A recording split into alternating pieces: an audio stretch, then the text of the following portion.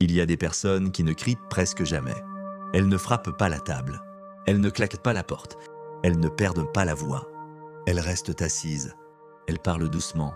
Elles vous regardent avec ce visage fermé, presque tranquille, comme si vous étiez déjà le problème.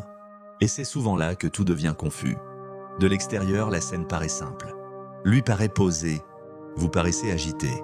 Lui parle lentement. Vous cherchez vos mots. Lui garde une voix basse. Vous avez la gorge serrée. Lui semble raisonnable. Vous semblez sur le point de craquer. Alors, sans connaître le début de l'histoire, beaucoup de gens choisissent déjà leur camp.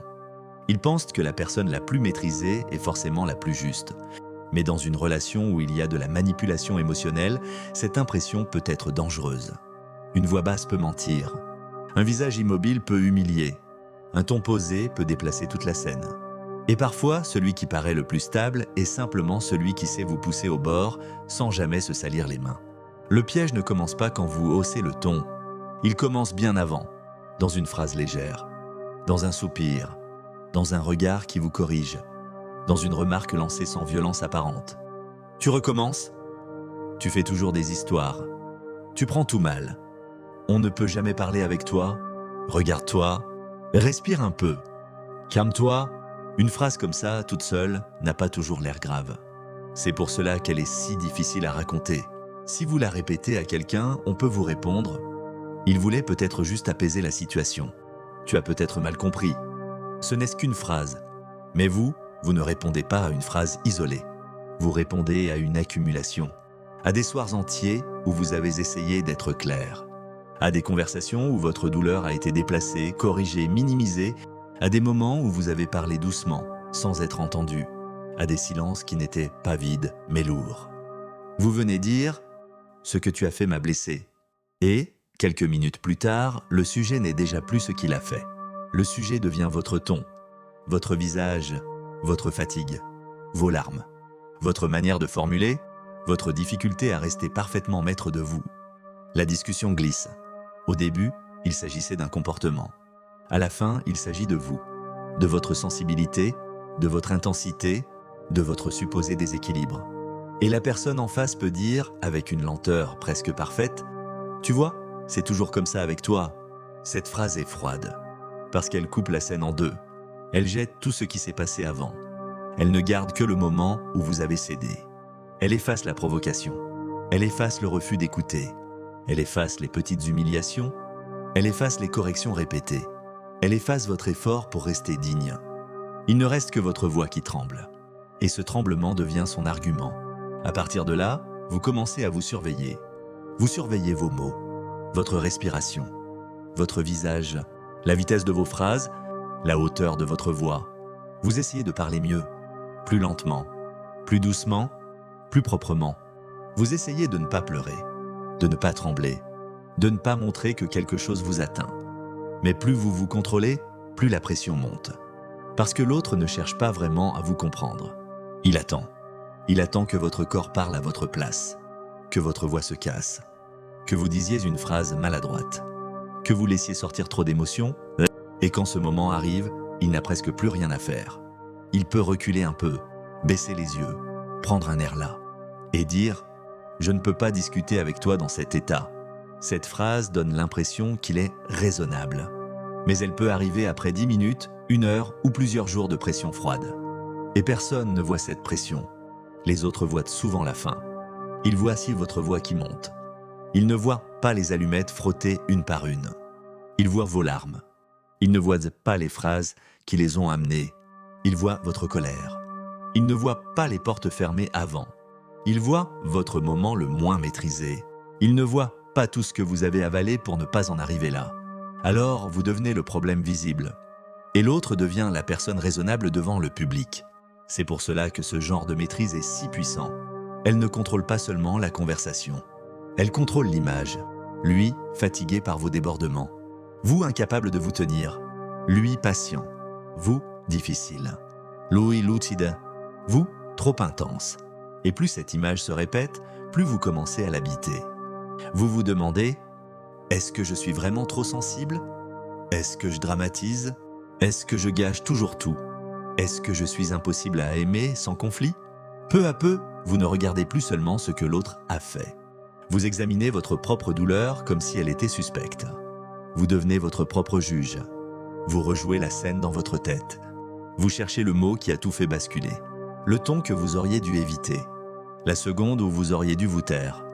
Vous pensez « si j'avais été plus posé, peut-être qu'il aurait compris ». Mais parfois, il n'avait pas l'intention de comprendre. Parfois, votre douceur n'aurait rien changé. Parce que le but n'était pas de trouver une vérité. Le but était de faire de votre état le centre de la scène. Il y a une différence entre quelqu'un qui se maîtrise pour ne pas vous blesser et quelqu'un qui se maîtrise pour vous faire paraître dangereux. La première personne protège l'échange. La seconde le verrouille. La première peut dire « Je t'écoute. Je comprends que ça t'ait touché. On peut reprendre autrement. » La seconde dit « Regarde-toi. Tu exagères encore. C'est impossible avec toi.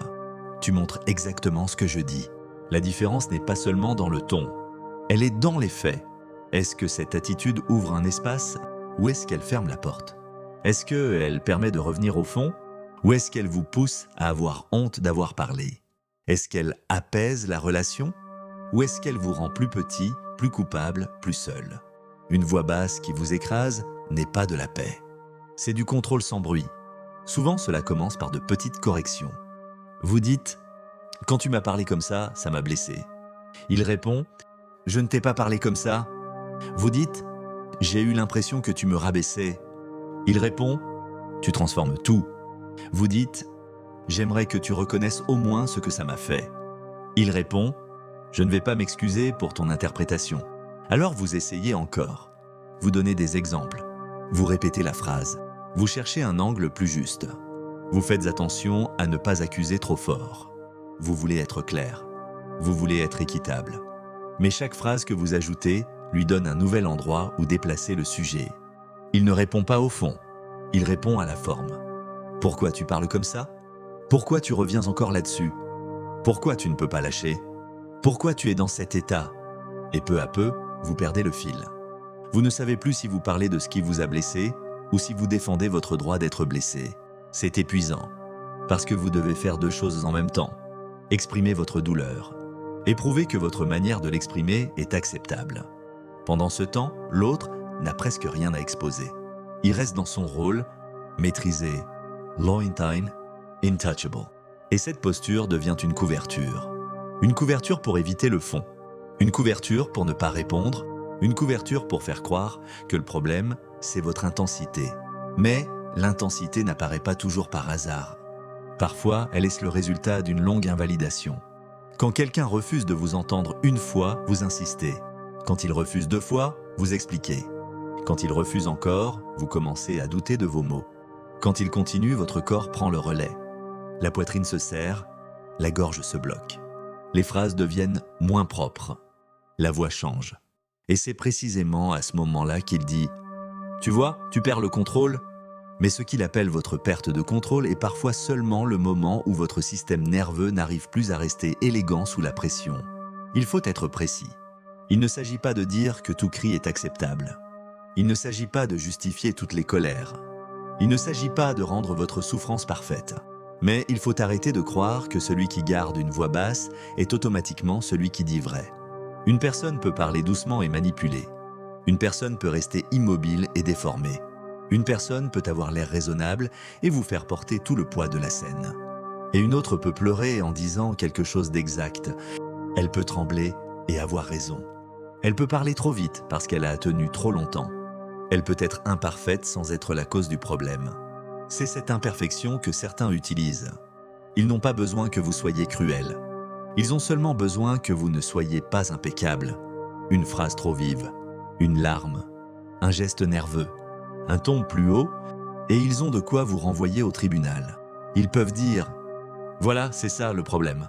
Ils ne parlent plus de leur froideur. Ils ne parlent plus de leur refus. Ils ne parlent plus de ce qui n'a jamais été reconnu. Ils parlent de vous, et si vous n'êtes pas attentif, vous acceptez ce déplacement. Vous passez la nuit à regretter votre ton, au lieu de regarder ce qui vous a amené là. Vous vous dites « J'aurais dû mieux parler », mais vous ne vous demandez pas « Pourquoi dois-je toujours me battre pour que ma douleur soit prise au sérieux ?» Vous vous dites « J'aurais dû rester tranquille », mais vous ne vous demandez pas « Pourquoi son attitude sert-elle toujours à me faire paraître excessif? Vous vous dites, j'ai gâché la conversation. Mais vous ne vous demandez pas, est-ce qu'il voulait vraiment une conversation?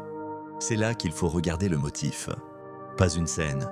Le motif, pas une phrase. Le motif, pas votre pire seconde. Le motif, après chaque discussion, qui finit par s'excuser? Qui se sent sale? Qui se sent confus? Qui cherche des détails pour se rassurer?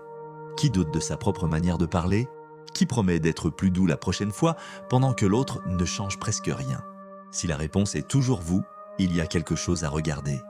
Pas pour vous déclarer innocent de tout, pas pour accuser aveuglément, mais pour sortir du brouillard.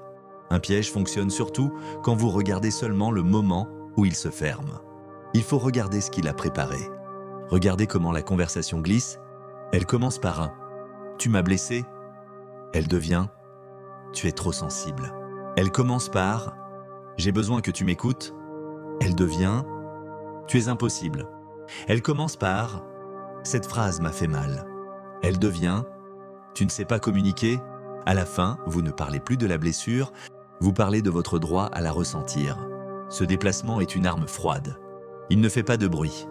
Il ressemble parfois à quelqu'un qui soupire, à quelqu'un qui baisse les yeux, à quelqu'un qui dit « je ne vais pas continuer si tu es comme ça ». Et vous sentez que vous devez vous reprendre immédiatement pour ne pas perdre toute crédibilité. Alors vous vous excusez. Même si vous étiez venu parler d'une douleur, vous dites « pardon, je ne voulais pas m'énerver ».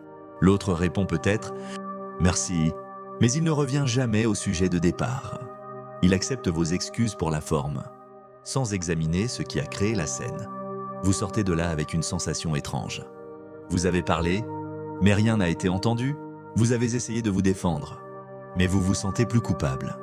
Vous avez voulu mettre une limite, mais vous repartez avec l'impression d'avoir encore abîmé quelque chose.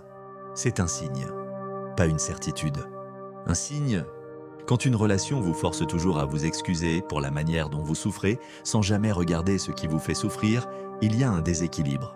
Et ce déséquilibre abîme lentement la perception de soi. Vous commencez à parler de vous comme l'autre parle de vous. Je suis trop intense. Je suis trop compliqué. Je gâche tout. Je ne sais pas discuter. Je perds toujours mes moyens. Peut-être que certaines choses sont à travailler. Bien sûr, nous avons tous des réactions à comprendre. Mais travailler sur votre ton ne doit pas effacer ce qu'on vous fait. Apprendre à mieux parler ne doit pas rendre acceptable le fait qu'on vous nie. Vouloir mieux communiquer ne doit pas devenir une prison où vous êtes le seul à changer.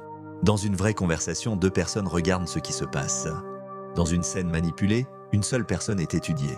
Vous, votre ton, votre émotion, votre visage, votre passé, votre manière de réagir, pendant que l'autre reste dans un angle mort. Son attitude devient intouchable, comme s'il suffisait d'avoir l'air posé pour être juste. Non, on peut blesser sans élever la voix, on peut dominer sans faire de scène. On peut pousser quelqu'un au bord, puis s'étonner froidement de le voir tomber.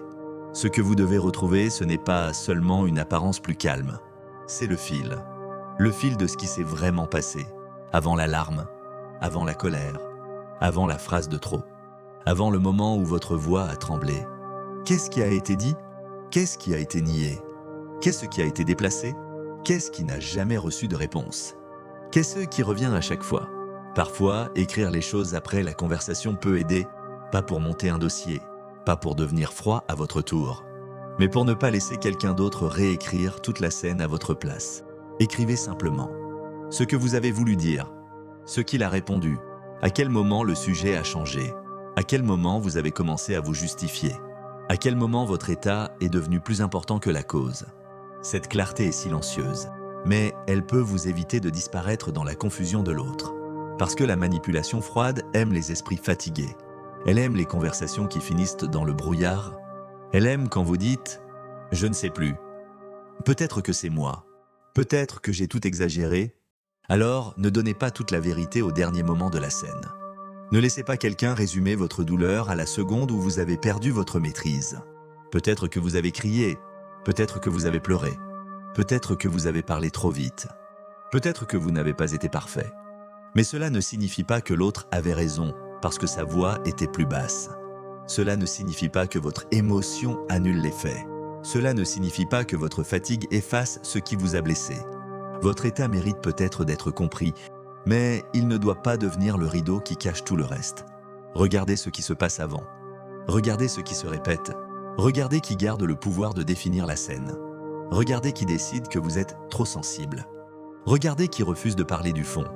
Regardez qui vous demande de vous calmer, mais jamais de vous sentir en sécurité. Il y a une grande différence entre une personne qui vous aide à revenir à vous et une personne qui attend que vous vous perdiez pour vous dominer. La première veut vous rejoindre. La seconde veut vous réduire. La première peut entendre votre douleur même si votre voix tremble. La seconde attend que votre voix tremble pour ne plus rien entendre. C'est cette différence qu'il faut reconnaître. Dans les petites phrases, dans les conversations qui changent toujours de direction, dans cette sensation, après coup, d'avoir été jugé au lieu d'être écouté, et surtout dans ce moment précis où vous vous dites « Je suis peut-être le problème ». Arrêtez-vous, pas pour vous défendre immédiatement, pas pour attaquer, pour revoir toute la scène, pas seulement la fin, toute la scène. Parce que parfois, celui qui tremble n'est pas celui qui ment, c'est seulement celui qui a tenu trop longtemps. Et parfois, celui qui paraît maître de lui n'est pas celui qui dit la vérité. C'est seulement celui qui savait jusqu'où vous poussez. Ne mesurez pas votre réalité à la voix basse de quelqu'un d'autre. Ne mesurez pas votre valeur à votre pire seconde. Et ne laissez personne transformer votre épuisement en accusation. Le vrai signe n'est pas qu'il reste posé. Le vrai signe, c'est ce que son attitude fait de vous. Si elle vous aide à respirer, c'est peut-être de la paix. Si elle vous fait disparaître, c'est autre chose. Et vous avez le droit de le voir, même si au moment où vous le voyez, votre voix tremble encore.